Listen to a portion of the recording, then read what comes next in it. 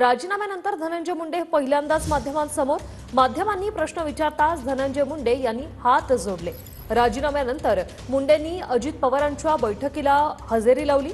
अजित पवारांची देवगिरीवर राष्ट्रवादीच्या नेत्यांसोबत आता बैठक पार पडली आणि यात मुंडे देखील सहभागी झाले होते। मात्र बाहेर पडताना माध्यमांनी त्यांच्याशी बोलण्याचा प्रयत्न केला, मात्र त्यांनी हात जोडलेले आहेत, काही बोलणार नाही असा इशारा देखील त्यांनी केलेला आहे। धनंजय मुंडे हे या बैठकीत सहभागी झाले होते।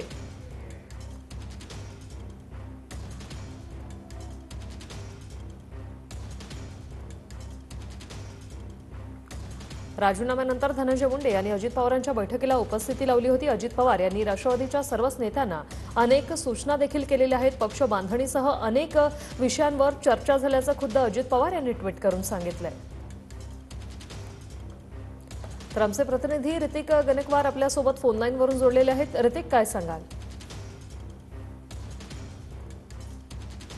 नक्कीच वृषाली, आज अजितदादांच्या देवगिरी बंगल्यावरती आज महत्त्वपूर्ण बैठक होती। या बैठकीला सर्व जिल्हाध्यक्ष असतील, आमदार असतील, असे सर्व महत्त्वपूर्ण नेते देवगिरी निवासस्थानी आलेले होते आणि त्यामध्येच आजच राजीनामा दिलेले धनंजय मुंडे हे देखील या बैठकीला उपस्थित होते आणि ते जेव्हा बंगल्याच्या बाहेर आले त्यावेळी त्यांनी माध्यमांशी बोलायला नकार दिलेला आहे। त्यांनी माध्यमांनी जेव्हा त्यांना प्रश्न विचारले, तुमच्या राजीनाम्यावर प्रतिक्रिया द्या, तुम्ही नेमका तुमचं म्हणणं काय असं जेव्हा माध्यमांनी त्यांना विचारलं त्यावेळी त्यांनी नुसतेच माध्यमांसमोर हात जोडले आणि तुर्तास त्यांनी चुप्पी साधलेली आहे। हात बोट तोंडावरून फिरवण्याचा इशारा केलेला आहे। तुर्तास मी काहीही बोलणार नाही अशा पद्धतीचं त्यांनी इशारा केलेला आहे। अजितदादांच्या राष्ट्रवादीची आज बैठक होती देवगिरीवर, अनेक नेते आलेले होते। धनंजय मुंडे या बैठकीमध्ये येतील का नाही अशी आशंका उपस्थित केल्या जात होता, मात्र ऐनवेळी जेव्हा बैठक संपायची होती त्यावेळीच जवळपास 8:30च्या दरम्यान धनंजय मुंडे हे देवगिरी बंगल्यावरती आलेले होते आणि